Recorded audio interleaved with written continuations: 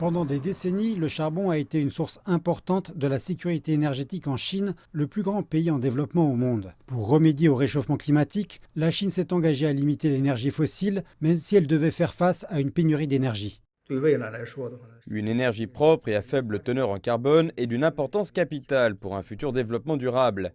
Ces dernières années, la Chine a considérablement ajusté et actualisé sa structure énergétique en orientant sa forte dépendance au charbon vers une consommation plus faible en carbone. La Chine affirme avoir réduit la proportion de charbon de 72% en 2005 à 57% en 2020. Et pour la première fois, sa capacité installée d'énergie renouvelable devrait dépasser celle de l'électricité alimentée au charbon en 2021.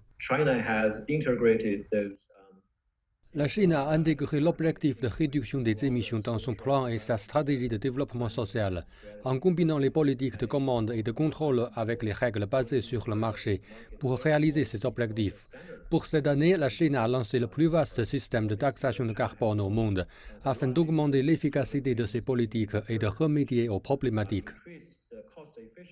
En septembre, la Chine a signalé aux Nations Unies qu'elle mettrait un terme à de nouveaux projets de charbon engagés à l'étranger. Pour parer au vide énergétique, la Chine s'engage à augmenter l'énergie éolienne et solaire, à préciser 1,2 million de mégawatts dans ses capacités installées d'ici 2030, ce qui constitue aussi un test de la résilience de son réseau électrique. En effet, il semblerait que ce soit un objectif très rude et difficile à atteindre pour la Chine.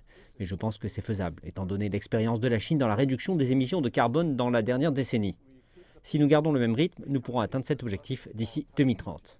Et cet objectif, comparé au niveau de 2005, est censé réduire les émissions de gaz à effet de serre à plus de 65% par unité de PIB, tout en augmentant la part de la consommation d'énergie non fossile à environ 25%. Atteindre le pic d'émissions carbone fait partie intégrante de la civilisation écologique chinoise. Il s'agit d'une demande intérieure de rendre l'air propre et de prévenir le réchauffement climatique. C'est quelque chose de très important. En amont de la conférence climatique de Glasgow de cette semaine, la Chine souligne que les pays développés devraient poursuivre leur soutien aux pays pauvres à travers le financement, la technologie et le renforcement des capacités et transformer les objectifs en actions concrètes.